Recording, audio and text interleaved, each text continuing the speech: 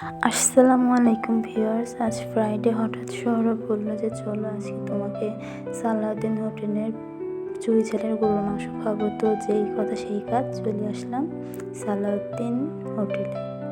এটার লোকেশন যশোর মনিহারের এইদিকে।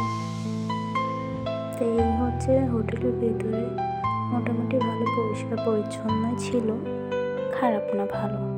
তো আমরা অর্ডার দিয়েছিলাম কচুর শাক আর চুই ঝালের মাংস।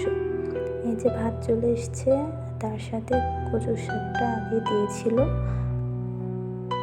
আমার স্বামী শুধু বলছে এখানকার চুই ঝালের মাংসটা নাকি খুবই ভালো, এখানে নাকি অনেক ভিড় থাকে, কিন্তু আমি আজকে যে কোনো ভিড়ই পাই নাই।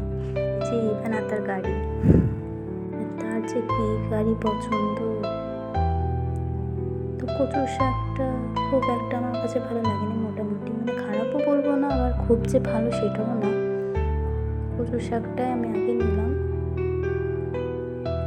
ভালো ছিল মোটামুটি। এই হোটেলে কচুর শাক রান্না থেকে আমার কচুর শাক রান্নাটা অনেক ভালো। আর খেতে খেতে আমি একদমই ভিডিও করতে পারি না, কারণ এক হাতে ভিডিও করতে হয়, আমার বাবুকে সামলাতে হয়।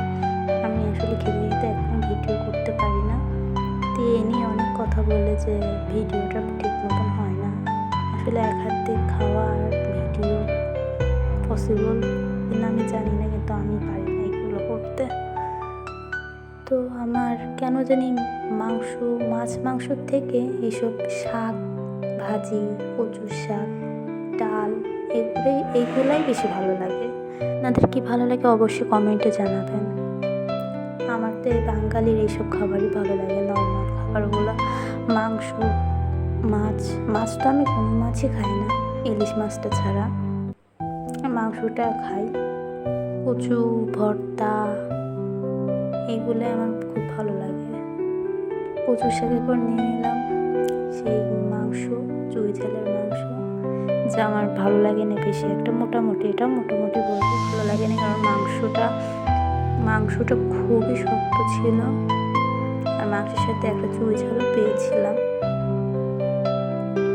খুব একটা যে ভালো লেগেছে আসলে বলবো না,